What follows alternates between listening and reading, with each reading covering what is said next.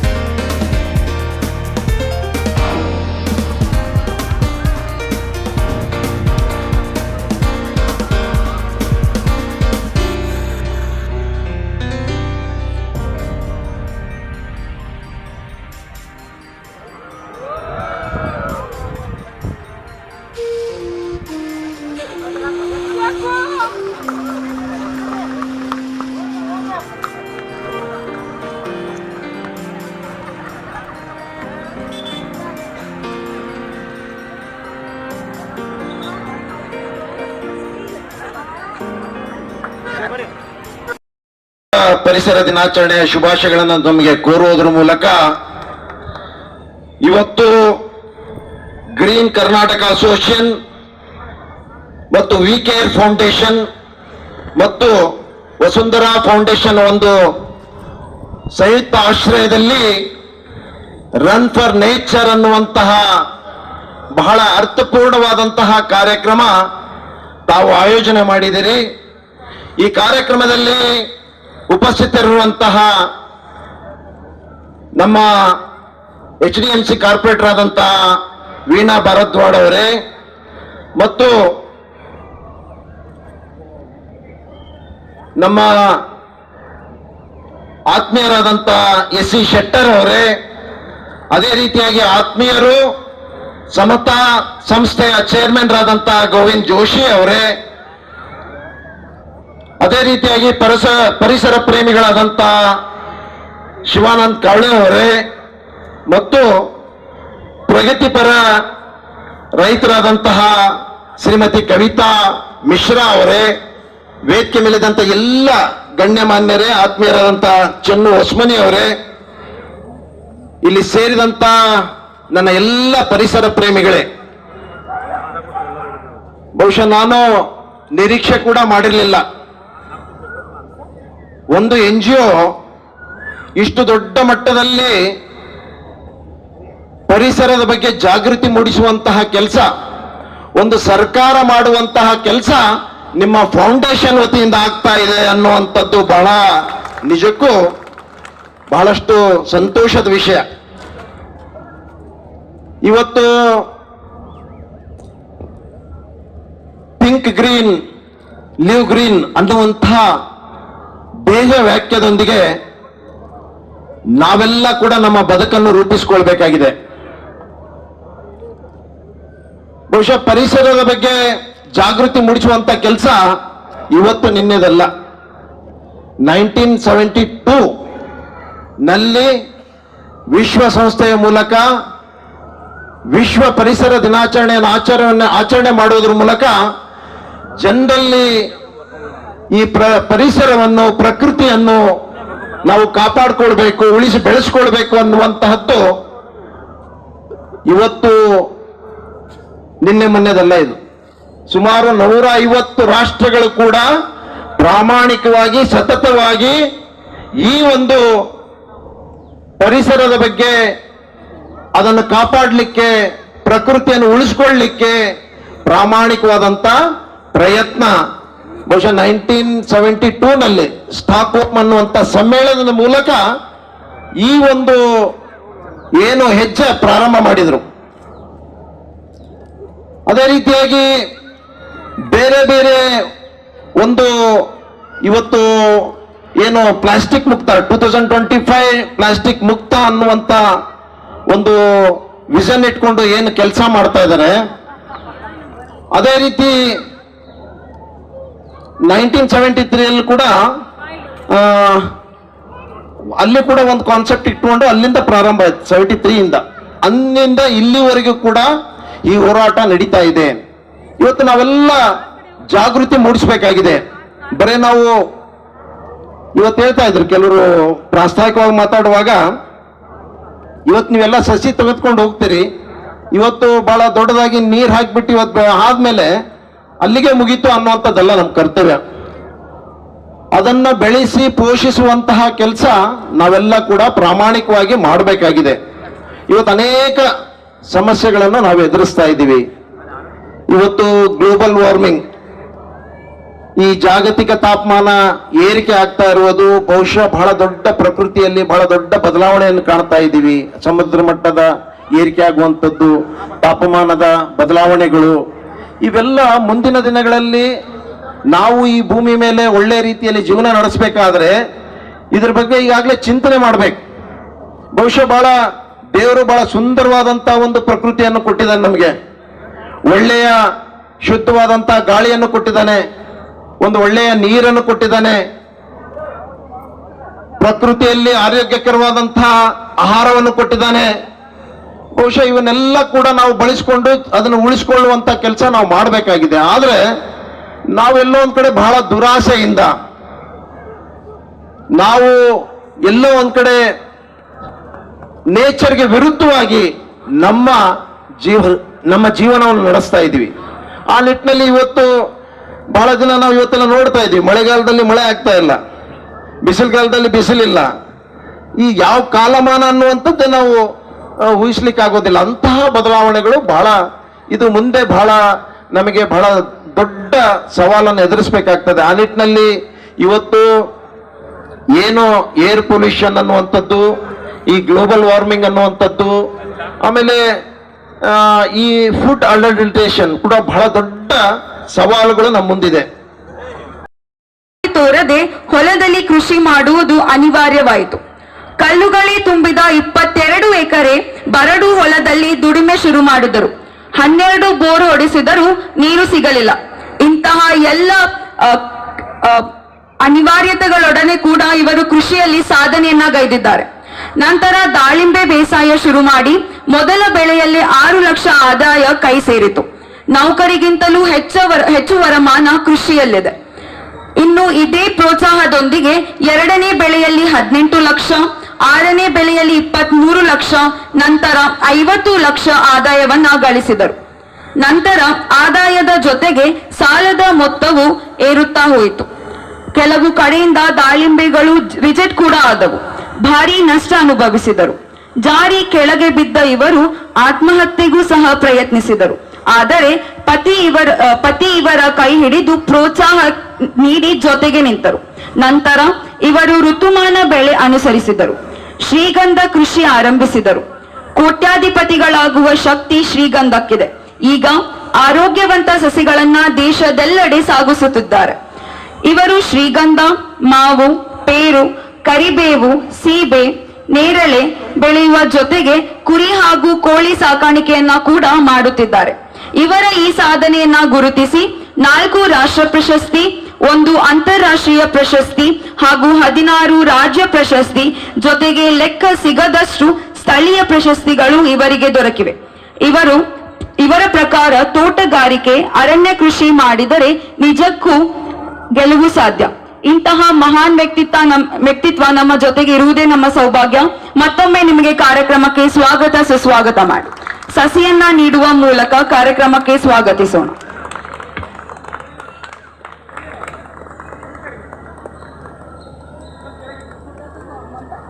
ಜೊತೆಗೆ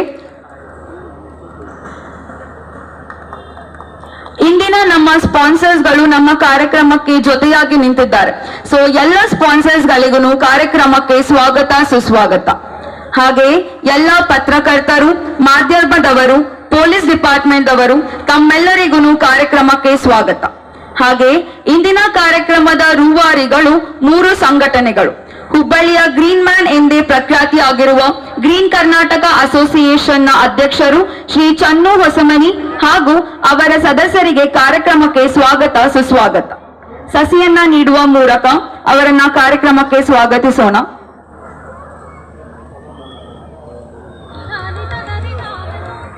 ಹಾಗೆ ವಿಕೇರ್ ಫೌಂಡೇಶನ್ ನ ಅಧ್ಯಕ್ಷರು ಶ್ರೀ ಗಂಗಾಧರ್ ಗುಜ್ಮಾಗಡಿ ಹಾಗೂ ಸಂಘದ ಸದಸ್ಯರಿಗೆ ಕಾರ್ಯಕ್ರಮಕ್ಕೆ ಸ್ವಾಗತ.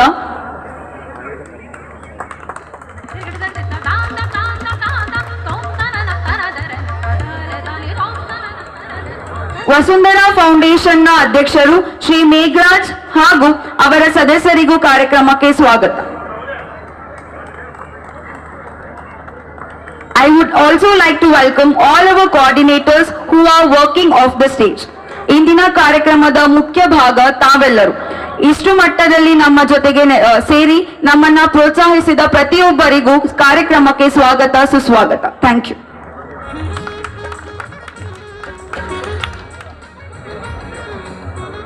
Thank you so much. ಸ್ವಾಗತ ಭಾಷಣವನ್ನ ನಮ್ಮ ಅತ್ಯದ್ಭುತವಾದಂತ ನಮ್ಮ ಭಾಷೆ ಕನ್ನಡದಲ್ಲಿ ನೆರವೇರಿಸಿಕೊಟ್ಟಿರುವಂತಹ ಪ್ರಿಯಾ ಗುಜಮಾಗಡಿ ಅವ್ರಿಗೂ ಕೂಡ ಜೋರಾದ ಚಪ್ಪಾಳೆಗಳ ಮುಖಾಂತರ ಅವ್ರಿಗೆ ಮತ್ತೊಂದು ಬಾರಿ ಧನ್ಯವಾದಗಳನ್ನ ತಿಳಿಸೋಣ ಅಂತ ಹೇಳ್ತಾ, ಸೊ ಇವತ್ತಿನ ಈ ಒಂದು ಕಾರ್ಯಕ್ರಮದ ಮುಂದಿನ ಘಟ್ಟಕ್ಕೆ ನಾವೆಲ್ಲರೂ ಕೂಡ ಸಾಗೋಣ. ಸೊ ಈ ಒಂದು ಕಾರ್ಯಕ್ರಮದ 3 ಮೇನ್ ಅತ್ಯದ್ಭುತವಾದಂತ ಒಂದು ಪಿಲ್ಲರ್ಗಳು ಅಂತ ಹೇಳಿದ್ರೆ ನಮ್ಮ ವಿಕೇರ್ ಫೌಂಡೇಶನ್ ಆಗ್ಲಿ, ಗ್ರೀನ್ ಕರ್ನಾಟಕ ಅಸೋಸಿಯೇಷನ್ ಹಾಗೂ ವಸುಂಧರಾ ಫೌಂಡೇಶನ್. ಯಾಕಂತಂದ್ರೆ ಯಾರು ಬರ್ಲಿ ಬಿಡ್ಲಿ ನಾವು ಎಲ್ಲ ಜನರನ್ನ ಒಟ್ಟು ಮಾಡಿಕೊಂಡು ಈ ಒಂದು ಪರಿಸರ ಕಾಳಜಿಯ ಕುರಿತಾಗಿರುವಂತಹ ಕಾರ್ಯಕ್ರಮವನ್ನ ಪ್ರತಿ ವರ್ಷ ನೆರವೇರಿಸಿಕೊಂಡು ಬರೋಣ ಅಂತ ಹೇಳಿ ಆ ಒಂದು ದಿಟ್ಟ ನಿರ್ಧಾರವನ್ನ ತೆಗೆದುಕೊಂಡಿರುವಂತಹ 3 ಅಸೋಸಿಯೇಷನ್ ಅವರಿಗೆ ಒಂದ್ಸತಿ ಜೋರಾದ ಚಪ್ಪಾಳೆಗಳ ಮುಖಾಂತರ ಅವರಿಗೆ ನಾವು ಅನಂತ ಧನ್ಯವಾದಗಳನ್ನ ತಿಳಿಸೋಣ ಅಂತ ಹೇಳ್ತಾ, ಸೊ ಇವತ್ತಿನ ಈ ಒಂದು ಕಾರ್ಯಕ್ರಮದ ಉದ್ಘಾಟನೆಯನ್ನ ವೇದಿಕೆ ಮೇಲೆ ಉಪಸ್ಥಿತರಿರುವಂತಹ ಎಲ್ಲ ನಮ್ಮ ಮುಖ್ಯ ಅತಿಥಿಗಳು ತಮ್ಮ ಎದುರುಗಡೆ ಇರುವಂತಹ ಸಸಿಗೆ ನೀರೇರಿಯೋದ್ರ ಮುಖಾಂತರ ಈ ಒಂದು ಕಾರ್ಯಕ್ರಮದ ಉದ್ಘಾಟನೆಯನ್ನ ನೆರವೇರಿಸಿಕೊಡ್ಬೇಕು ಅಂತ ಹೇಳಿ ಕೇಳ್ಕೊತಾ ಇದ್ದೀನಿ. ಸೊ ತಮ್ಮೆಲ್ಲರಿಗೂ ಕೂಡ ತಿಳಿದಿರುವ ಹಾಗೆ ಎಲ್ಲ ಕಡೆ ಉಲ್ಲೇಖವಾಗಿರುವಂತಹ ಮಾತು ವೃಕ್ಷೋ ರಕ್ಷತಿ ರಕ್ಷಿತಃ ಅನ್ನುವಂತ ಒಂದು ಮಾತು. ಅಂದ್ರೆ ಒಂದು ಸಸಿಯನ್ನ ನಾವು ನೆಟ್ಟು ಅದನ್ನ ಪೋಷಣೆ ಮಾಡಿ ಅದನ್ನ ಯಾವ ರೀತಿ ಬೆಳೆಸ್ತೀವಲ್ಲ, ಸೊ ಅದಕ್ಕೆ ಅತ್ಯದ್ಭುತವಾದಂತಹ ಒಂದು ಪುಣ್ಯದ ಫಲ ನಮಗೆ ಸಿಗುತ್ತೆ ಅಂತ ಹೇಳಿ ಎಲ್ಲ ಒಂದು ಗ್ರಂಥಗಳಲ್ಲಿ, ಧರ್ಮ ಗ್ರಂಥಗಳಲ್ಲಿ ಉಲ್ಲೇಖವಾಗಿದೆ. ಸೊ ಈ ಒಂದು ಕಾರ್ಯಕ್ರಮದ ಉದ್ಘಾಟನೆಯನ್ನ ಇದೀಗ ನೆರವೇರಿಸ್ತಾ ಇದ್ದಾರೆ ನಮ್ಮ ಎಲ್ಲ ಮುಖ್ಯ ಅತಿಥಿಗಳು. ತಮ್ಮೆಲ್ಲರ ಜೋರಾದ ಚಪ್ಪಾಳೆ ಬರಲೇಬೇಕು.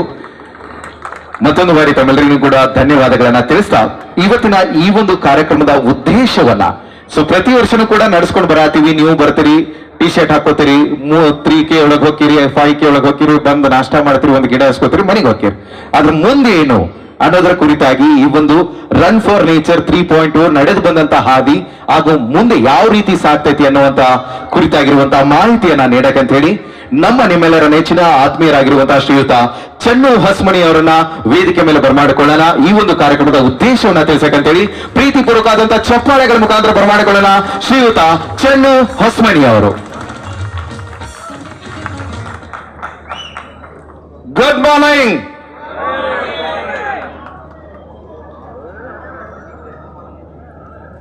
ವಿಶ್ವ ಪರಿಸರ ದಿನಾಚರಣೆಯ ಅಂಗವಾಗಿ ಇವತ್ತು ರನ್ ಫಾರ್ ನೇಚರ್, ಪರಿಸರಕ್ಕಾಗಿ ಓಟ ಎನ್ನುವ ಕಾರ್ಯಕ್ರಮವನ್ನ ಈ ತೋಳನಕೆರೆಯಲ್ಲಿ ಆಯೋಜಿಸಲಾಗಿದೆ. ನಾವು 3 ವರ್ಷ ಹಿಂದೆ ಅಂದ್ರೆ ಮೊದಲನೇ ಬಾರಿಗೆ ಈ ಕಾರ್ಯಕ್ರಮವನ್ನು ಮಾಡಿದಾಗ ಆ ಕಾರ್ಯಕ್ರಮದಲ್ಲಿ ನಾವೆಲ್ಲ ಸಾರ್ವಜನಿಕರ ಎದುರಿಗೆ ಒಂದು ಮಾತನ್ನ ಕೊಟ್ಟಿದ್ವಿ. ಏನಪ್ಪಾ ಅಂದ್ರೆ, ನಾವು 25,000 ಸಸಿಗಳನ್ನ ತಂದು ಅದರಲ್ಲಿ 19,000 ಸಸಿಗಳನ್ನ ಉಚಿತವಾಗಿ ಕೊಡೋದ್ರ ಜೊತೆಗೆ 6,000 ಸಸಿಗಳನ್ನ ನೆಡುವಂತ ಕಾರ್ಯಕ್ರಮವನ್ನ ಸೊ ಅದೇ ರೀತಿ ಇವ್ರ ಬಗ್ಗೆ ಇನ್ನೊಂದು ವಿಶೇಷವಾದಂತ ಮಾಹಿತಿ ಕೇಳಿದೆ. ಏನಂತಂದ್ರ, ಮಗಳ ಮದುವೆ ಇಟ್ಕೊಂಡು ಕೂಡ 2 ದಿನ ಮದುವೆ ಐತಿ ಅಂತಂದ್ರೆ ಅವತ್ತಿನ ದಿನ ಬಿಟ್ಟವರು ಮದುವೆ ಮುಗಿದ ನಂತರ ಮಧ್ಯಾಹ್ನ 2 ಗಂಟೆಗೆ ಫೋನ್ ಹಚ್ಚಿ ಅವ್ರ ಜೊತೆ ಇರೋರು ಕೇಳಿದ್ರಂತ, ಇವತ್ತು ನೀರ್ ಹಾಕಿರಲಿಲ್ಲ ಗಿಡಕ್ಕೆ ಅಂತೇಳಿ. ಸೊ ಅಂತ ಒಂದು ಕಮಿಟ್ಮೆಂಟ್ ಅನ್ನ ಹೊಂದಿರುವಂತವ್ರನ್ನ ಜೋರಾದ ಚಪ್ಪಾಳೆಗಳ ಮುಖಾಂತರ ನಾವು ವೇದಿಕೆಗೆ ಬರಮಾಡಿಕೊಳ್ಳೋಣ. ಅವರಿಗೆ ಈ ಒಂದು ಸಸಿಯನ್ನ ನೀಡೋದ್ರ ಮುಖಾಂತರ ಎಸ್ ಆ ಒಂದು ಕೊಡುವಂತ ಸಸಿ ಬಗ್ಗೆ ನಮ್ಮ ಇವತ್ತಿನ ಮುಖ್ಯ ಅತಿಥಿಗಳಾಗಿರುವಂತಹ ಶಿವಾನಂದ್ ಕಳವೆ ಅವರು ಸೊ ಅದರ ಮಾಹಿತಿನ ಆಮೇಲೆ ನಮ್ ಜೊತೆ ಹಂಚ್ಕೋತಾರೆ, ಯಾವ ಒಂದು ಸಸಿಯನ್ನ ನೀಡ್ತಾ ಇದ್ದಾರೆ ಅಂತೇಳಿ. ಸೊ ಜೋರಾದ ಚಪ್ಪಾಳೆ ಬರಲೇಬೇಕು. ನೃಪತುಂಗ ಗ್ರೀನ್ಸ್ ನ ಗ್ರೀನ್ ವಾರಿಯರ್ಸ್ ಆಗಿರುವಂತ ನಮ್ಮ ಗೋಪಾಲಪ್ಪ ಸರ್ ಅವರಾಗ್ಲಿ, ಜವಳೇಕರ್ ಅವರಾಗ್ಲಿ, ವಿಜಯ್ ಗುಡ್ಡದವರಾಗ್ಲಿ, ಸೊ ಅವರಿಗೆ ವಿಶೇಷವಾದಂತ ಸಸಿಯನ್ನ ನೀಡೋದ್ರ ಮುಖಾಂತರ ಅವ್ರ ಮೇಲಿರುವಂತ ಜವಾಬ್ದಾರಿಯನ್ನ, ಈಗ ಆಲ್ರೆಡಿ ನಮ್ಮ ಪರಿಸರ ತಾಯಿಯ ಸಂರಕ್ಷಣೆಯಲ್ಲಿ ತೊಡಗಿರುವಂತ ಅವ್ರಿಗೆ ಇನ್ನೊಂದು ವಿಶೇಷವಾದಂತ ಜವಾಬ್ದಾರಿಯನ್ನ, ವಿಶೇಷವಾದಂತ ಸಸಿಯನ್ನ ನೀಡೋದ್ರ ಮುಖಾಂತರ ಅವ್ರಿಗೆ ನಾವು ಕೂಡ ನಮ್ಮ ನಮನಗಳನ್ನ ಸಲ್ಲಿಸೋಣ. ಥ್ಯಾಂಕ್ ಯು ಸರ್, ಧನ್ಯವಾದಗಳು. ಎಲ್ಲರೂ ಕೂಡ ತಾವು ದಯಮಾಡಿ ಆಸೀನರಾಗಬೇಕು ಅಂತ ಹೇಳಿ ಕಳಕಳಿಯ ವಿನಂತಿಯನ್ನ ಮಾಡ್ಕೋತಾ ಇದ್ದೀನಿ. ಸೊ ಅದೇ ರೀತಿ ಇವತ್ತಿನ ಈ ಒಂದು ಕಾರ್ಯಕ್ರಮದ ಮುಖ್ಯ ಕೇಂದ್ರ ಬಿಂದು ಅಂತಂದ್ರೆ ವಿಶೇಷ ಆಹ್ವಾನಿತರಾಗಿ ಆಗಮಿಸಿರುವಂತ ನಮ್ಮ ಪರಿಸರವಾದಿಗಳು. ಸೊ ಇವ್ರ ಬಗ್ಗೆ ಸಾಕಷ್ಟು ಮಾಹಿತಿನ ನಮಗೆ ಸಿಗುತ್ತೆ.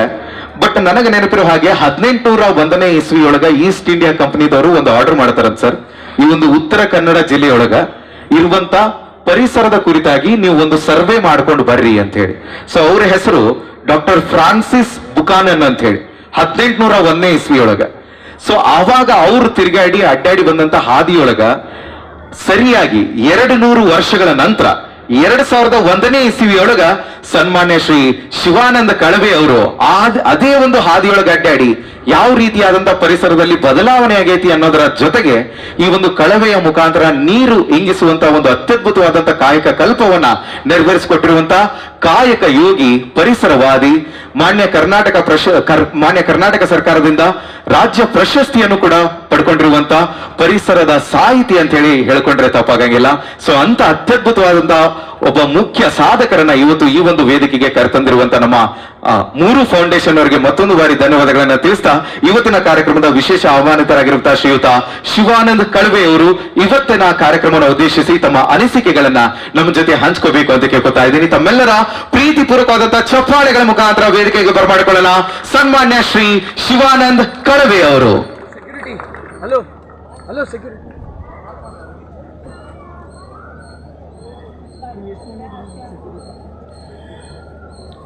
Green Karnataka association, we care foundation, Vasundhara foundation ಸಹಯೋಗದಲ್ಲಿ ಹುಬ್ಬಳ್ಳಿಯಲ್ಲಿ ಬೆಳಬೆಳಗ್ಗೆ ಪರಿಸರಕ್ಕಾಗಿ ನಡೆದಂತಹ ಸಾವಿರಾರು ಜನ ಸೇರಿ ನಡೆದಂತಹ ಈ ಓಟ ಇದೆಯಲ್ಲ, ಪರಿಸರ ಕಾರ್ಯಕರ್ತರ ಅಂತ ನಮಗೆ ತುಂಬಾ ಖುಷಿ ಮತ್ತು ಧೈರ್ಯವನ್ನ ತಂದಂತಹ ಸಂಗತಿ.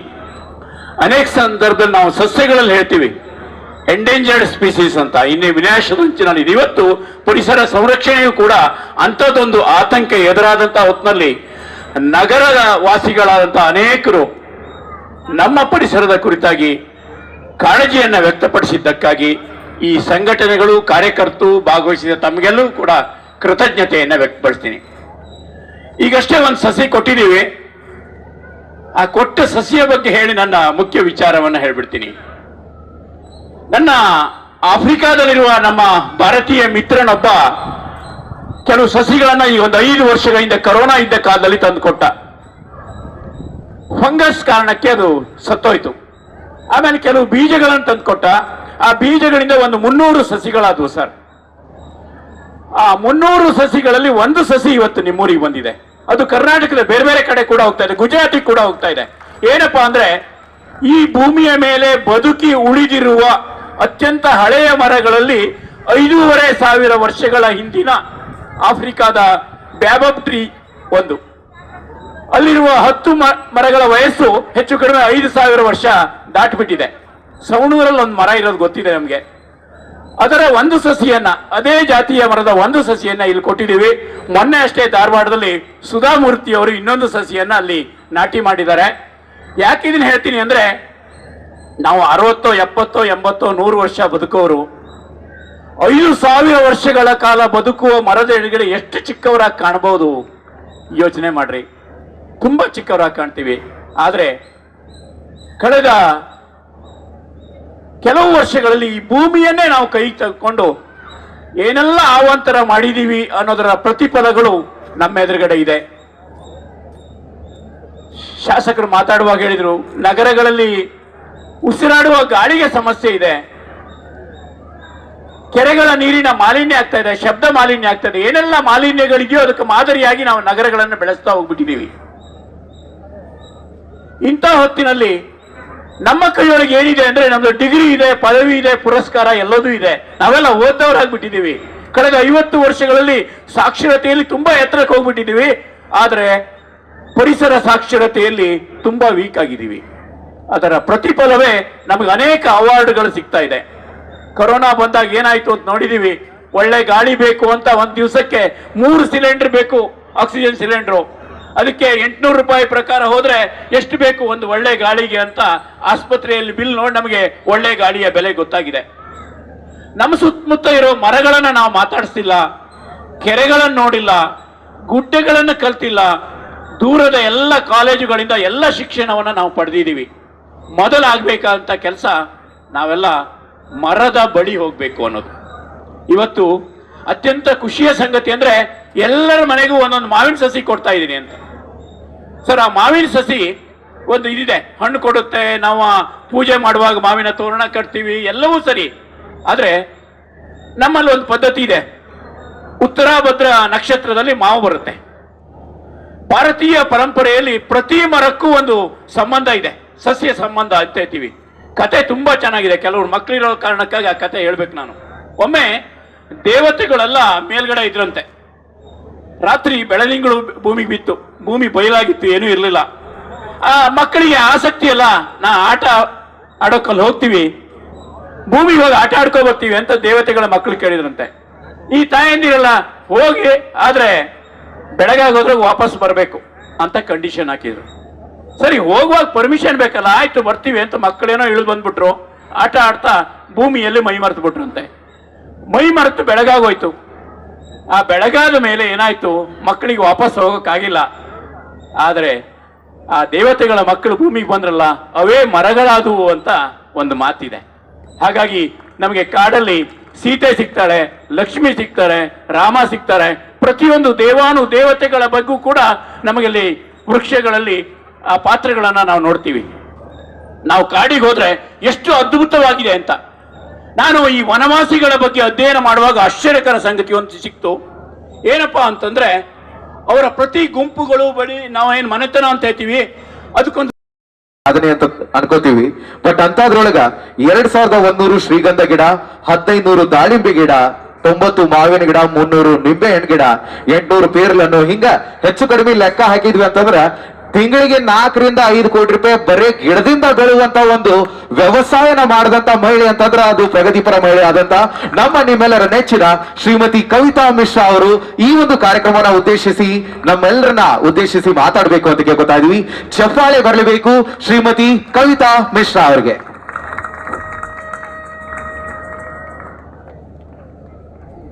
ಸ್ಟೇಜ್ ಮೇಲಿರುವಂಥ ಎಲ್ಲ ಗಣ್ಯರಿಗೆ ನಮಸ್ಕಾರಗಳನ್ನು ಹೇಳ್ತಾ, ಚಪ್ಪಾಳೆ ನನಗೆ ಹಾಕಬೇಡ್ರಿ, ಯಾಕಂದ್ರೆ ಭೂಮಿ ತಾಯಿಗೆ ಹಾಕ್ರಿ. ಯಾಕಂದ್ರೆ ಇವತ್ತಿಲ್ಲಿ ರನ್ ಫಾರ್ ನೇಚರ್ ಅಂತ ಬರೆದಾರ. But my suggestion, please stand for nature. ಯಾಕಂದರೆ ನೀವು ನಿಂತ್ರ ಗಿಡಕ್ಕೆ ನೀರು ಹಾಕ್ಬೋದು, ನೀವು ಒಡ್ಕೊಂತ ನೀರು ಹಾಕೋಕ್ಕಾಗೋದಿಲ್ಲ. ಯಾಕಂದ್ರೆ ನಾನಿವತ್ತು 8 ಎಕರೆ 10 ಗುಂಟೆ ಒಳಗೆ 8,500 ಗಿಡ ಏನು ಬೆಳೆಸಿನಲ್ಲ, ಅದು 45 ಡಿಗ್ರಿ ಟೆಂಪ್ರೇಚರ್ ಒಳಗೆ 1 ಇಂಚ್ ನೀರೊಳಗೆ ಮಾಡೀನಿ. ಅದು ಮಾಡಬೇಕಾದ್ರೆ ನನಗೆ ಒಂದು ಗೊತ್ತಾಗಿದ್ದು, ಎಲ್ಲಕ್ಕಿಂತ ಸರಳ ಜೀವನ, ಸಮಾನದ ಜೀವನ, ಸ್ವಾಭಿಮಾನದ ಜೀವನ ನಮಗೆ ಕಲಿಸ್ಕೊಟ್ಟಿದ್ದು ನಮ್ಮ ಭೂಮಿ ತಾಯಿ. ಯಾಕಂದ್ರೆ ನಾವು ಇಲ್ಲಿ ಭಾಳಷ್ಟು ಗಿಡ ಹಚ್ಚಿವಿ. ಸರ್ನು ಇವತ್ತೆಲ್ಲರಿಗೂ ದೇವಗಢ ಮ್ಯಾಂಗೋ ಕೊಡ್ತೀನಿ ಅಂತ ಹೇಳಿದರು, ಅಲ್ಫಾನ್ಸೋ. ಅದು ನಮ್ಮ ಧಾರವಾಡ ಹುಬ್ಳಿ ಎಲ್ಲರೂ ಲೈಕ್ ಮಾಡೋದು. ಆದರೆ ನಾನು ಸರಿಗೆ ಮನೆ ಮುಂದೆ ಹಚ್ಚಬೇಕಂದ್ರೆ, ಯಾಕಂದ್ರೆ ದೇವಗಢ ಅಲ್ಫಾನ್ಸೋ ಭಾಳ ದೊಡ್ಡ ಮರವಾಗಿ ಬೆಳೀತದೆ.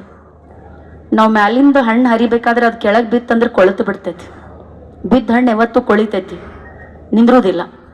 ಸೊ ಆದಷ್ಟು ಮನೆ ಮುಂದೆ ನೀವೇನಾರ ಪ್ಲಾಂಟೇಶನ್ ಮಾಡುವಂಥ ಸ್ಕೀಮ್ ಇತ್ತಂದ್ರೆ ಸರ್, ಗಿಡ್ ವೆರೈಟಿ ಕೊಡ್ರಿ ಸರ್. ಹಾಂ, ಗಿಡ್ ವೆರೈಟಿ ಮ್ಯಾಂಗೋಸ್ ಕೊಟ್ರಂದ್ರೆ ಈಸಿಲಿ ಹರಿಬೋದು. ಆಮೇಲೆ ಅದು ಎತ್ತರ ಬೆಳೆಯೋದಿಲ್ಲ, ಅಗಲ್ ಬೆಳಿತೈತಿ. ಅಗಲ್ ಬೆಳೆದಾಗ ಮನೆಗೆ ನೆರಳೂ ಆಗ್ತದ, ಗಾಳಿನೂ ಆಡ್ತದ. ಆಮೇಲೆ ಮಾವಿನ ಗಿಡದ ಒಂದು ಸ್ಪೆಷಾಲಿಟಿ ಏನಂದ್ರೆ, ಆಕ್ಸಿಜನ್ನ ಬಿಡುಗಡೆ ಮಾಡುವಂಥ ಸಸಿ ಈ ಜಗತ್ತೊಳಗೆ ಯಾವ್ದು ಅಂತಂದ್ರೆ ಮಾವು. ಅದಕ್ಕೆ ನಾವು ಹಬ್ಬ ಹುಣ್ವಿ ಮದ್ವಿ ಮುಂಜಿಗೆಲ್ಲ ಮನೆಗೆ ಎಲ್ಲಿ ತೋರಣ ಯಾಕೆ ಕಟ್ತೀವಂದ್ರೆ, ಆಕ್ಸಿಜನ್ನ ತಗೊಂಡು ಆಕ್ಸಿಜನ್ ಕೊಡುವಂಥ ಸಸಿ ಅದು. ಯಾಕಂದ್ರೆ ನೀವು ಏನ ಮಾಡ್ತೀರಿ ಏನ ಬಿಡ್ತೀರಂದ್ರೆ ಫಸ್ಟ್ ಅದನ್ನ ನಾವು ಯಾಕೆ ಹೇಳ್ತೀವಂದ್ರೆ, ಅಂಥ ಗಿಡಗಳನ್ನು ನೀವು ಪ್ರಮೋಟ್ ಮಾಡಿದ್ರೆ ಆಟೋಮೆಟಿಕ್ಲಿ ಅದು ನಿಮ್ಗೆ ಅನುಕೂಲ ಆಗ್ತದೆ.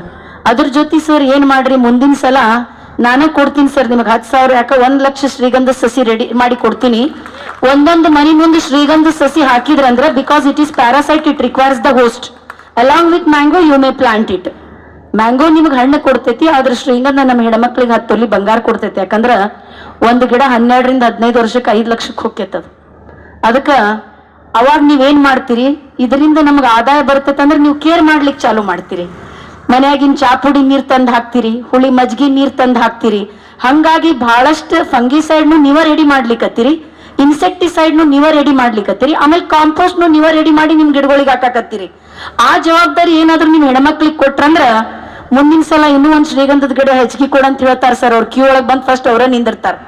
ಯಾಕಂದ್ರ ಯಾವ ಗಿಡಗಳನ್ನ ನಾವು ಹಾಕ್ತಿವಿ, ಯಾಕಂದ್ರೆ ಈಗ ಮಾತಾಡ್ತಾ ಆಗ್ಲಿಕ್ಕತ್ತದ ವೆಹಿಕಲ್ದಿಂದ, ಅದಕ್ಕೋಸ್ಕರ ಗಿಡಗಳನ್ನ ಹಚ್ಚಬೇಕಾದ್ರೆ ಸ್ವಲ್ಪ ಕಾರ್ಬನ್ ಕ್ರೆಡಿಟ್ ಗಿಡಗಳನ್ನ ಏನಾರ ನೀವು ಸಪ್ಲೈ ಮಾಡಿದ್ರಂದ್ರ excess carbon of nature will be absorb by the trees. Again it is also ನೀವು ಪರಿಸರಕ್ಕೆ ಕೊಡುವಂತ ಒಂದು ಮನ್ನಣೆ ಅಂತ ನಾನು ಹೇಳಲಿಕ್ಕೆ ಇಷ್ಟಪಡ್ತೀನಿ. ಅದರ ಜೊತೆ MLA ಸರ್ ಅದಾರ, ಆಮೇಲೆ ರಾಜಕೀಯ ಮಂದಿ ಬಹಳ ಮಂದಿ ಅದಾರ. ಈಗ ನಾವು national highway authorities of India ಏನ್ ರೋಡ್ ನಿರ್ಮಾಣ ಮಾಡ್ತದಲ್ಲ, ಸಾದಾ ರೋಡ್ ನಿರ್ಮಾಣ ಮಾಡೋ ಬದ್ಲಿ ಈಗ ಜರ್ಮನ್ ಟೆಕ್ನಾಲಜಿ ಏನ್ ಬಂದದ, ನಮ್ಮ ರೋಡ್ ಒಳಗ ನಾವು ಪೋಲ್ಸ್ ಕ್ರಿಯೇಟ್ ಮಾಡ್ಬಿಟ್ರಂದ್ರ ರೈನ್ಫಾಲ್ ಹಾರ್ವೆಸ್ಟಿಂಗ್ ಈಗ ನಾವು ತೆಗ್ದು ತೋಡ್ಬೇಕಂತಿಲ್ಲ. ಇದು ರೋಡ್ ಒಳಗೆ ಬಿದ್ದಿದ್ ನೀರೆಲ್ಲ ಒಳಗೆ ಹೋದ್ರೆ ಆಟೋಮೆಟಿಕ್ಲಿ ನಮ್ಮ ಅಂತರ್ಜಲ ಹೆಚ್ಚಿಗೆ ಆಗ್ತದೆ. ಅಂತರ್ಜಲ ಹೆಚ್ಚಿಗೆ ಆದ್ಮೇಲೆ ಆಟೋಮೆಟಿಕ್ಲಿ ನಮ್ಮ ಗಿಡಗಳು ನೀರನ್ನ ಹಿಡಿದಿಟ್ಕೊಂತಾವ್. 45 ಡಿಗ್ರಿ 50 ಡಿಗ್ರಿ ಟೆಂಪರೇಚರ್ ಬಂದ್ರೂ ಗಿಡ ಒಣಗುವುದಿಲ್ಲ. ಅದು ನಾವು ಪ್ರಕೃತಿಗೆ ಕೊಡುವಂತ ಒಂದು ಸಣ್ಣ ಕಾಂಟ್ರಿಬ್ಯೂಷನ್ ಅಂತ ಹೇಳಲಿಕ್ಕೆ ನಾನು ಇಷ್ಟಪಡ್ತೀನಿ. ಇದರ ಜೊತೆ ಇವತ್ತು ನಮ್ಮ ಹುಬ್ಳಿ ಧಾರವಾಡ, ಯಾಕಂದ್ರೆ ನಮ್ಮ ಹುಬ್ಳಿ ಧಾರವಾಡ ಯಾವಾಗ್ಲೂ ತಂಪು ಪ್ರದೇಶ, 32 ಡಿಗ್ರಿ 35 ಡಿಗ್ರಿ ಟೆಂಪರೇಚರ್ ದಾಟಿಲ್ಲ. ಇದು ನನ್ನ ಜನ್ಮಭೂಮಿ. ರಾಯಚೂರು ನನ್ನ ಕರ್ಮಭೂಮಿ. ಅಲ್ಲಿ ನಾನು ಮಾಡಿದ್ದು 8 ಎಕರೆ 10 ಗುಂಟೆಯಲ್ಲಿ 2,500 ಶ್ರೀಗಂಧ, 1200 ಮಾವು, 600 ಪೇರಲ, 600 ಸೀತಾಫಲ, 100 ಬೆಟ್ಟಿದ ನೆಲ್ಲಿಕಾಯಿ, 100 ಹುಣಸೆ ಹಣ್ಣು, 100 ಕರಿಬೇವು, 800 ಟೀ ಕುಡ್. ಇದರ ಜೊತೆ ಕುರಿ ಸಾಕಾಣಿಕೆ, ಕೋಳಿ ಸಾಕಾಣಿಕೆ, ಜೇನು ಸಾಕಾಣಿಕೆ, ಹೈನುಗಾರಿಕೆಯನ್ನ ನಾನು ಬಹಳ ಸಮರ್ಪಕವಾಗಿ ಮಾಡ್ತಿದ್ದೀನಿ. ಯಾಕೆ ಮಾಡಕತ್ತೀನಿ ಅಂದ್ರ, ಹೈನುಗಾರಿಕೆ ಅಂದ್ರೆ ನಾನು ಜರ್ಸಿ ಆಕಳ ಸಾಕಿಲ್ಲ, ನಾನು ಗೀರ್ ಒಂಗೋಲ್ ಅಂದ್ರೆ ನಮ್ಮ ದೇಸಿ ಬ್ರೀಡ್ ಅನ್ನು ನಾನು ಡೆವಲಪ್ ಮಾಡಕತ್ತೀನಿ. ಯಾಕಂದ್ರೆ ಅದ್ರ ಗೋಮೂತ್ರದೊಳಗ ನಾವು ಹೊರಗಿಂದ ಏನ್ ಪೆಸ್ಟಿಸೈಡ್ಸ್ ತರಕತ್ತೀವಲ್ಲ ಅದ್ರದ್ದು ಅವಶ್ಯಕತೆ ಇಲ್ಲ. ನಾವು ಜೀವಾಮೃತ, ಪಂಚಗವ್ಯ, ದಶಪರ್ಣಿಗಳ ಬಳಕೆ ಮಾಡಿ with organic farming we have to promote the fertility rate of our soil. Because ನಮ್ಮ ಭೂಮಿ ತನ್ನ ಆರೋಗ್ಯವನ್ನ ಕಳೆದುಕೊಂಡು ಬಿಟ್ಟೈತಿ. ಯಾಕಂದ್ರೆ ನೀವು ಹೇಳ್ತೀರಿ ನಾವು ಮಾರ್ಕೆಟ್ ಒಳಗೆ ಹೋದ್ರಂದ್ರೆ ದೊಡ್ಡ ದಾಳಿಂಬೆ ತಗೊಂಡ್ವಿ, ದೊಡ್ಡ ಮಾವು ತಗೊಂಡ್ವಿ, ದೊಡ್ಡ ಬಾಳೆಹಣ್ಣು ತಗೊಂಡ್ವಿ. ನೀವು ದೊಡ್ಡ ದೊಡ್ಡ ಹಣ್ಣಿನ ಬೆನ್ನ ಹತ್ತಿದ್ರಂದ್ರ they have been used by steroid spray ಮಾಡಿರ್ತಾರ ಅದಕ್ಕೆ. ಯಾಕಂದ್ರೆ ನಮ್ಮ ಅಜ್ಜನ ಟೈಮ್ ಒಳಗ, ನಮ್ಮ ಅಜ್ಜಿ ಟೈಮ್ ಒಳಗ ಗಿಡಕ್ಕೆ ಸಣ್ಣ ಸಣ್ಣ ಹಣ್ಣು ಆಗ್ತಿದ್ವಿ. ಯಾಕಂದ್ರೆ ನಾವು ಬರೀ ಹೆಂಡಿ ಗೊಬ್ಬರ, ಕುರಿ ಗೊಬ್ಬರ, ದನದ ಗೊಬ್ಬರ ಕೊಡ್ತಿದ್ವಿ. ಯಾವಾಗ ಸ್ಟೆರಾಯ್ಡ್ ಸ್ಪ್ರೇ ಮಾಡ್ತಾರಲ್ಲ ಅವಾಗ ಸೈಜ್ ಬರ್ತಾವ. Because it is called as sizer spray ಮಾಡಿದಾಗ ಸ್ಪ್ರೇ ಬರ್ತದ, ಸೈಜ್ ಬರ್ತದ. ಅದಕ್ಕೆ ನಾನೇನ್ ಹೇಳ್ತೀನಿ, ಆದಷ್ಟು ಕಲರ್ ಸೈಜ್ ಬೆನ್ ಹತ್ತು ಬದ್ಲಿ ಸಣ್ಣ ಸಣ್ಣ ಹಣ್ಣು ಏನಿರ್ತಾವಲ್ಲ ಅವು ಆರ್ಗ್ಯಾನಿಕಲಿ ಪ್ರೊಡ್ಯೂಸ್ ಆಗಿರ್ತಾವ, ಅಂತದಕ್ಕೆ ಒತ್ತು ಕೊಡ್ರಿ. ಯಾಕಂದ್ರೆ ನಮ್ ಕಾಡು ಸಿದ್ದೇಶ್ವರ್ ಗುರುಗಳು ಹೇಳ್ತಾರ, ಬೆಳಗಾವ್ ಒಳಗ್ ಒಂದ್ ಊರ್ ಐತಿ, ಅಲ್ಲಿ ಸ್ಪ್ರೇ ಮಾಡಿ ಮಾಡಿ ಮಾಡಿ ಕ್ಯಾನ್ಸರ್ ಇರಾರ್ದು ಒಂದ್ ಮನಿನೂ ಇಲ್ಲ ಅಂತ. ಯಾಕಂದ್ರೆ ಮ್ಯಾಕ್ಸಿಮಮ್ ಕಾಯಿಪಲ್ಯ ಬೆಳೆಯುವಂತ ಊರದು. ಅಂತ ಕಾಯಿಪಲ್ಯ ತಿಂದ್ರು ನಿಮ್ ಆರೋಗ್ಯ ಹಾಳಾಗ್ತದ. ಅದಕ್ಕೆ ನಮ್ಮ ಹೆಣ್ಮಕ್ಳ ಮಂದಿ ಬಹಳ ಮಂದಿ ಅದಾರ. ನಿಮ್ ಟೆರೇಸ್ ಗಾರ್ಡನ್ ಒಳಗ ಒಂದ್ ಹೆಣ್ಮಗಳ ಹೈದರಾಬಾದ್ ಒಳಗ ಟೆರೇಸ್ ಗಾರ್ಡನ್ ಒಳಗ್ ದೇಸಿ ವೆಜಿಟೇಬಲ್ಸ್ ಬೆಳೆದ ಅದ್ರ ಬೀಜಗಳನ್ನ ಮಾರಾಟ ಮಾಡಿ ಅದ್ರಲ್ಲಿ ಬಂದಂತ ಆದಾಯದಿಂದ ಆಕಿ 1 ಎಕರೆ ಹೊಲ ತಗೊಂಡು 1 ವರ್ಷಕ್ಕ 1 crore ಟ್ರಾನ್ಸಾಕ್ಷನ್ ಮಾಡ್ಲಿಕ್ಕತ್ತ. So this is the contribution we have to give to the nature. ಆಮೇಲೆ ನಾನ್ ಹೇಳ್ತೀನಿ, ಸ್ಪೆಷಲಿ ನಮ್ಮ ಹೆಣ್ಮಕ್ಳಿಗೆ ಹೇಳೋದು, ನಿಮ್ ಹಿರಿಯರ್ ಏನಾರ ನಿಮಗ್ 1 ಎಕರೆ ಹೊಲ ಏನಾರ ಬಿಟ್ಟಾರಂದ್ರ, ಯಾಕಂದ್ರೆ ಬೆಂಗಳೂರೊಳಗೆ ಒಂದು ಹೆಣ್ಮಗಳ 2 ಲಕ್ಷ ರೂಪಾಯಿ ಪಗಾರ ಬರು ಸಾಫ್ಟ್ವೇರ್ ಇಂಜಿನಿಯರ್ ಕೆಲಸ ಬಿಟ್ಟ ಬೆಂಗಳೂರದಿಂದ 3.5 ಕಿಲೋಮೀಟರ್ ಒಳಗೆ ಒಂದು ಹೊಲ ತಗೊಂಡಾಳ. ಅಲ್ಲಿ ಏನ್ ಮಾಡ್ಯಾಳ, ಎಲ್ಲಾ ತರದ ಹಣ್ಣಿನ ಗಿಡ ಹಚ್ಚಾಳ, ಸಣ್ಣ 10 ಗುಡಿಸ್ಲಾ ಮಾಡ್ಯಾಳ. ಅಲ್ಲಿ ಬಂದಿದ್ದ ಮಂದಿ ಎಂಟ್ರೆನ್ಸ್ ಫೀಸ್ 2,500 ರೂಪಾಯಿ. ಅಲ್ಲಿ ಮಂದಿ ಬೆಂಗಳೂರೊಳಗೆ ಕೆಲಸ ಮಾಡಿ ಸಾಕಾಗಿ ಅವರ ಹಣ್ಣು ಹರ್ಕೋಬೇಕ, ಅವರ ಕಾಯಿಪಲ್ಯ ಮಾಡ್ಕೋ, ಅವರ ಜೋಪಡ್ಯಾಗ ಹೋಗಿ ಒಲಿ ಹಚ್ಚಿ ಅಡಿಗೆ ಮಾಡ್ಕೊಂಡು ತಿಂದು ಹೊರಗೆ ಬರ್ಬೇಕಾದ್ರೆ ಅವ್ರ 5,000 ರೂಪಾಯಿ ಕೊಡ್ಬೇಕು ಆಕಿಗೆ. ಅದರ ಅರ್ಥ ಜನಕ್ಕೀಗ 10 ಅಂತಸ್ತಿನ ಬಿಲ್ಡಿಂಗ್ ಬೇಡ, 5 ಮಾವಿನ ಗಿಡದ ನಡ್ಬರ್ಕ್ ಒಂದ್ ಸಣ್ಣ ಗುಡಿಸ್ಲಾ ಇದ್ರ they have to leave, they have to enjoy with the nature. ಯಾಕಂದ್ರೆ ಈ ಫ್ರಸ್ಟ್ರೇಷನ್ ನೋಡಿ ನೋಡಿ ಸಾಕಾಗ್ಬಿಟ್ಟೈತಿ. ನನಗೆ ಭಾಳ ಮಂದಿ ಸಾಫ್ಟ್ವೇರ್ ಇಂಜಿನಿಯರ್ಸ್ ಕಾಲ್ ಮಾಡ್ತಾರೆ US ದಿಂದ, ಮೇಡಮ್ ನಮಗೆ we are well dressed but we are mentally depressed, we want to leave with our ಜನ್ಮಭೂಮಿ. ನಮಗೇನು ಬೇಡ, 1 ಎಕರೆ ಹೊಲದಾಗ ಒಂದು 500 ಗಿಡ ಹಚ್ಚಿ ಒಂದು ಸಣ್ಣ ಗುಡಿಸ್ಲ ಹಾಕಿ ಒಂದು ಆಕಳ ಇಟ್ಕೊಡ್ರಿ. ಯಾಕಂದ್ರೆ ನಾವು ಆಕ್ಸಿಜನ್ ತಗೊಂಡು ಕಾರ್ಬನ್ ಡೈಆಕ್ಸೈಡ್ ಬಿಡ್ತೀವಿ, ಆಕಳ ಒಂದ ಪ್ರಾಣಿ ಜಗತ್ತೊಳಗ ಆಕ್ಸಿಜನ್ ತಗೊಂಡು ಆಕ್ಸಿಜನ್ ಬಿಡ್ತೈತಿ. ಸೊ ಅದಕ್ಕೆ ನಮ್ಮ ಮೂಲ ಆಕಳ, ನಮ್ಮ ಗೋಮಾತಾ. ಎಲ್ಲಾರ ಮನ್ಯಾಗ ಒಂದು ಆಕಳ ಇದ್ರಂದ್ರೆ ಅದ್ರ ಗೋಮೂತ್ರದಿಂದ ನೀವು ಬಹಳಷ್ಟು ಮಾಡ್ಬೋದು. ಆ ತರ ಮಾಡಿ ಕಮ್ಯುನಿಟಿ ಫಾರ್ಮಿಂಗ್ ಅಂತ ಹೇಳಿ ಅವರೆಲ್ಲ ಬಂದ್ ಇಲ್ಲೇ ಕಡಿಮೆ ಅಂದ್ರೆ 1 ಎಕರೆಗೆ 50 ಲಕ್ಷ ರೂಪಾಯಿ ಕೊಟ್ಟು ಇನ್ವೆಸ್ಟ್ಮೆಂಟ್ ಮಾಡಿ ನಾವು ನಮ್ಮ ಭಾರತದ ಮಣ್ಣಿನ ಜೊತೆ ಬದುಕ್ತಿವಿ, ನಾವು ಭಾರತದ ಪರಿಸರ ಜೊತೆ ಬದುಕ್ತಿವಿ ಅಂತ ಹೇಳಿ ಹಾತೊರಿಲಿಕ್ಕತ್ತಾರ. ಅದು ನಮ್ಮ ಕರ್ನಾಟಕದ ಮಣ್ಣು, ಅದು ನಮ್ಮ ಭಾರತದ ಮಣ್ಣಿನ ಸ್ಪೆಷಾಲಿಟಿ. ಈ ತರ ನಾವು ನಮ್ಮ ಮೈಂಡ್ ಸೆಟ್ ಅನ್ನ ಚೇಂಜ್ ಮಾಡ್ಕೊಂಡಾಗಷ್ಟ ಈ ಪರಿಸರ ದಿನಾಚರಣೆಗೆ ಒಂದು ಅರ್ಥ ಸಿಗ್ತದೆ. ಆಮೇಲೆ ಇವತ್ತು ಸ್ಪಾನ್ಸರ್ 3 ಮಂದಿ ಸೇರಿ ಏನ್ ಇಂಥ ಒಂದು ದೊಡ್ಡ ಕಾರ್ಯಕ್ರಮ ಮಾಡಿ ನಮ್ಮ ಪರಿಸರದ ಬಗ್ಗೆ ಏನ್ ಇಂಥ ಒಂದು ಜಾಗೃತಿ ಕೊಡುವಂತ ಅಭಿಯಾನವನ್ನ ಏನ್ ಮಾಡ್ಯಾರಲ್ಲ, ನಿಜವಾಗ್ಲೂ ಇದು ಬಹಳ ದೊಡ್ಡ ಮಾತು. ಯಾಕಂತ ಕೇಳ್ರಿ, ಎಲ್ಲಾ ನಶಿಸಿ ಹೋಗ್ಲಿಕ್ಕತ್ತದ, ಎಲ್ಲಾ ಅಳದ್ ಹೋಗಾಕತ್ತದ, ಮಳಿ ಬರವಲ್ದು, ನೀರಿಲ್ಲ, ಏನೂ ಇಲ್ಲ. ಆದ್ರೆ ಇಂಥ ಟೈಮ್ ಒಳಗೆ ಗುಜರಾತ್ ಒಳಗೆ ಒಂದು ಊರ್ ಐತಿ, ಅಲ್ಲಿ ಹೆಣ್ಮಕ್ಳು ಹುಟ್ಟಿದ್ಮೇಲೆ ಒಂದು ಗಿಡ ಹಚ್ತಾರ. ಅಲ್ಲಿ ಗುಜರಾತ್ ಒಳಗೆ ಎಲ್ಲಿನೂ ರೇನ್ಫಾಲ್ ಆಗೋದಿಲ್ಲ, ಆದ್ರೆ ಅಲ್ಲಿ ಕಡಿಮೆ ಅಂದ್ರೆ 1 ವರ್ಷಕ್ಕೆ ಅಷ್ಟು ರೇನ್ಫಾಲ್ ಆಗ್ತದಂತ. ಯಾಕಂದ್ರೆ ಗಿಡಗಳು ಏನ್ ಹಚ್ಚಾರಲ್ಲ ಅದ್ರ ತಪ್ಲಾ ಉದ್ರಿ ಭೂಮಿಗೆ ಅತಿಯಾದ ರಾಸಾಯನಿಕಗಳ ಬಳಕೆನೂ ಬೇಡ, ಆರ್ಗ್ಯಾನಿಕ್ ಫಾರ್ಮಿಂಗ್ ಮಾಡುದು ಬೇಡ. ಯಾಕಂದ್ರೆ ಆ ಕಾಂಪೋಸ್ಟ್ ಒಳ್ಳೆ ಕಾಂಪೋಸ್ಟ್ ಆಗಿಬಿಟ್ಟೈತಿ. ಅಂತ ಒಂದು ಪ್ರಯತ್ನವನ್ನ ನಮ್ಮ ಹೆಣ್ಮಕ್ಳು, ನಮ್ಮ ಗಂಡ್ಮಕ್ಳು ಎಲ್ಲಾರು ಸೇರಿ ಮಾಡ್ಬೇಕಂತ ಬಹಳ ಹೆಮ್ಮೆಯಿಂದ ಹೇಳಲಿಕ್ಕೆ ಇಷ್ಟಪಡ್ತೀನಿ. ಆಮೇಲೆ ಇವತ್ತು ಚೆನ್ನು ಸರ್ ನನ್ಗೆ ಅಲ್ಲಿಂದ ಕರೆದು ಏನ್ ಈ ಪ್ರೋಗ್ರಾಮಿಗೆ ಕರೆದ್ರು, ನಿಜವಾಗ್ಲೂ ಇದು ಬಹಳ ದೊಡ್ಡ ಗೌರವ. ಯಾಕಂದ್ರೆ ನಿಮ್ಮೆಲ್ರಿಗೂ ಗೊತ್ತೈತಿ, ಹೊಲ್ದಾಗ ಕೆಲಸ ಮಾಡುವಂತ ಒಂದು ರೈತನ ಹೆಂಡತಿ ಬರ್ತಾಳಂದ್ರೆ ಎಲ್ಲಾರು ನೆಲ ತೋರಿಸ್ತಾರ, ಬಾರವ ಕುಂದ್ರ ಬಾ ಅಂತ. ಮದ್ವಿಗೆ ಅಕ್ಕಿ ಹೋದ್ರಂದ್ರ ಅದ ಒಂದು ಆಫೀಸರ್ ಹೆಂಡತಿ ಬಂದ್ಲಂದ್ರ ತಾನು ಕುಂತಿದ್ ಕುರ್ಚಿ ಎತ್ತಿ ಕುಂದ್ರಿಸಿ ತಾನು ಎದ್ದು ನಿಂದಿರ್ತಾರ. ಆದ್ರೆ ಇವತ್ತು ಚೆನ್ನು ಹೊಸ್ಮನಿ ಸರ್ ಅವರು, ಕವಿತಾ ಮಿಶ್ರಾ ಒಂದು ರೈತನ ಹೆಂಡತಿ, ಭೂಮಿ ತಾಯಿ ಕೆಲಸ ಮಾಡಕತ್ತಾಳ. ಅಂತ ರೈತನ ಹೆಂಡತಿಗೆ ಚೇರ್ ಕೊಡ್ಲಿಲ್ಲ, ದೊಡ್ಡ ಪ್ಲಾಟ್ಫಾರ್ಮ್ ಕೊಟ್ಟುಬಿಟ್ರ.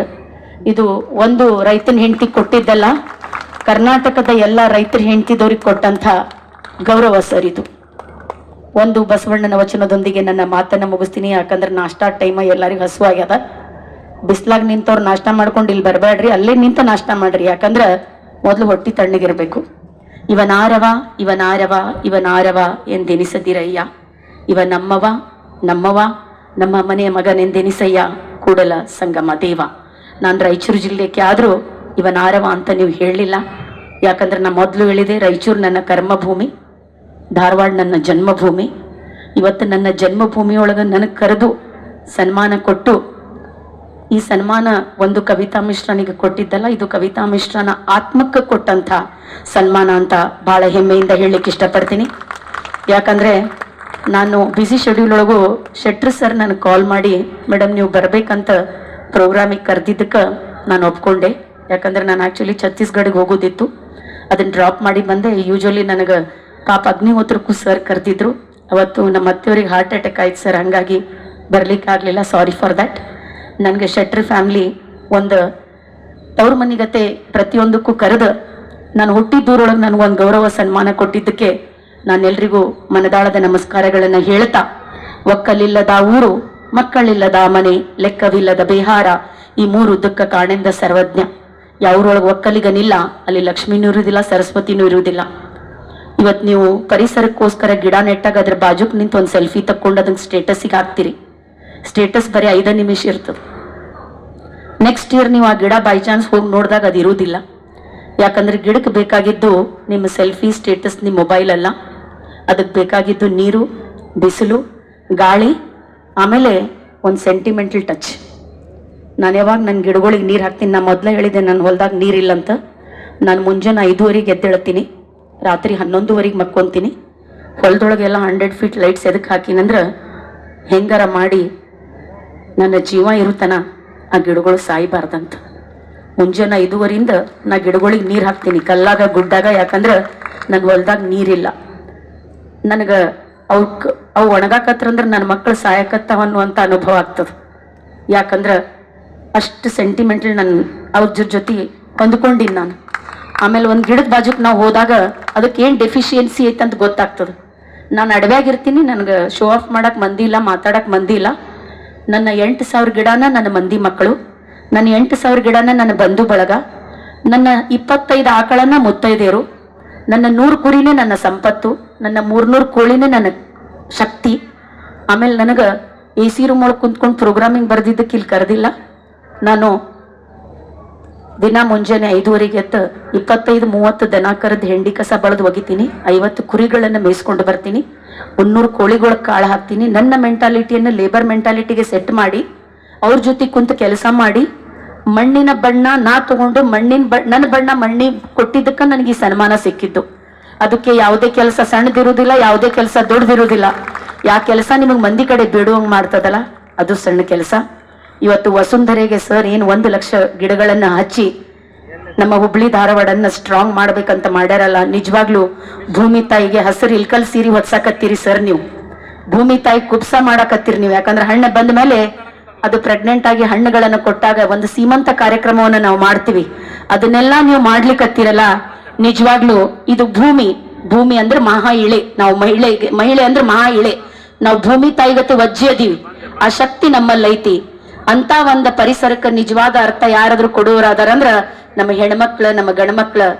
ಅದಕ್ಕೋಸ್ಕರ ನೀವೆಲ್ಲರೂ ಸೇರಿ ಬಹಳಷ್ಟು ವೃಕ್ಷಗಳನ್ನ ಬೆಳೆಸಿ ಅದ್ರ ನೆಳ್ಳೊಳಗ ನೀವು ಬದುಕಬೇಕು, ನಿಮ್ಮ ಮಕ್ಕಳ ಜೀವನ ಸಂತೋಷಮಯವಾಗಬೇಕು ಅಂತ ಆಶಿಸಿ ನನ್ನ ಮಾತನ್ನ ಮುಗಿಸ್ತೀನಿ. ಧನ್ಯವಾದಗಳು.